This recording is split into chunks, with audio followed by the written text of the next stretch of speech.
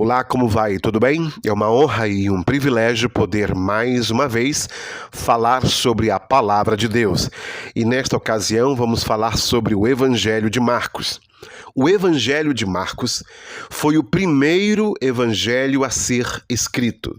Sim, e embora seja o segundo no cânon do Novo Testamento, acredita-se que serviu de fonte para os demais evangelhos escritos posteriormente.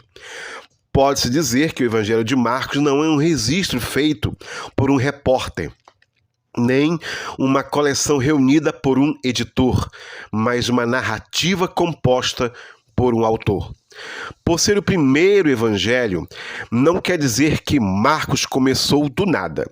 Sem sombra de dúvida, utilizou-se de fontes e tradições fundamentadas nos acontecimentos reais da vida e ministério de Jesus, mantidas, claro, pela tradição oral das primeiras comunidades cristãs.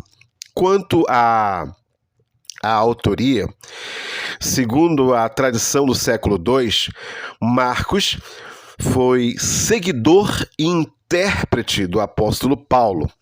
Ele também era chamado de João Marcos, isso lá em Atos dos Apóstolos, e cuja mãe tinha lá uma casa em Jerusalém. Ele acompanhou o apóstolo Paulo e Barnabé na primeira viagem missionária.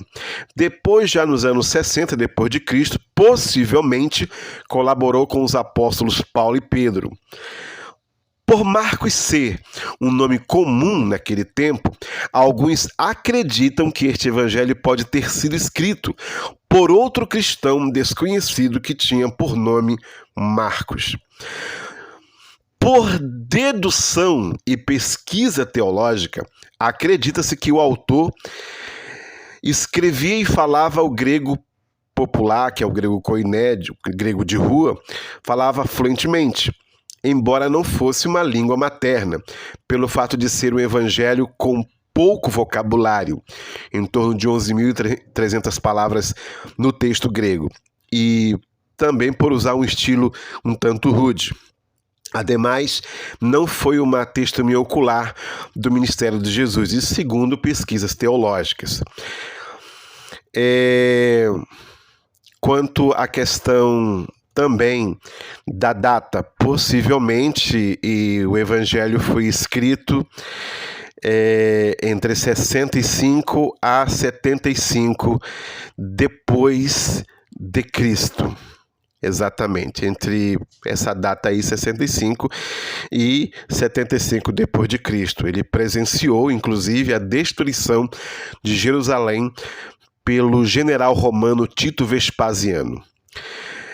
Quanto ao local de escrita do livro e o ambiente político, segundo a tradição, há um ambiente implícito, que no caso é Roma, onde os cristãos foram perseguidos por Nero.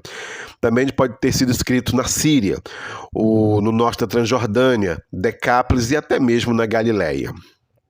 Quanto ao destinatário, o povo de Roma, que começaram a se converter, passando a crer em Jesus como Filho de Deus, o sacrifício pelos pecados, começaram então a ser, de fato, um povo que devia ou merecia uma atenção. E evangelistas e mesmo apóstolos, mesmo de origem judaica, começaram a dar atenção a esse povo gentil que se converteu ao evangelho. Também foi um tempo de grande perseguição por confessar a Cristo como Senhor. Nero queimou ou tocou fogo em Roma e culpou os cristãos por tamanho delito. A cidade de Jerusalém e seu templo foram destruídos e muitos dos que habitavam em Jerusalém foram mortos. A lição principal era que Jesus foi o servo sofredor, que serviu aos homens com muito amor, e mesmo assim eles o crucificaram. Da mesma forma, os que o seguiam naquele tempo deviam ser exemplo para os não cristãos, ainda que isso lhe custasse a vida.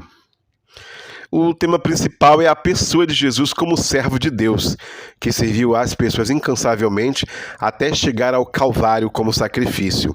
Neste evangelho, Jesus está sempre em atividade servindo aos homens, ensinando e curando as enfermidades, mesmo sendo vitimado pela incredulidade dos que o rejeitavam como Messias. E o que fazer agora? É hora de ler. Sim, ler com devoção o Evangelho de Marcos. É dever de todo cristão ter uma experiência pessoal com Deus através da leitura bíblica. E é de grande importância lembrar que o primeiro passo para a análise de qualquer livro do Novo Testamento é lê-lo por inteiro, vagarosa e atentamente. O primeiro passo, então, é orar ao Senhor, Deus, e pedir-lhe sabedoria e iluminação do Espírito Santo. O segundo passo é abrir a Bíblia e começar a ler o Evangelho segundo São Marcos. Que Deus vos abençoe.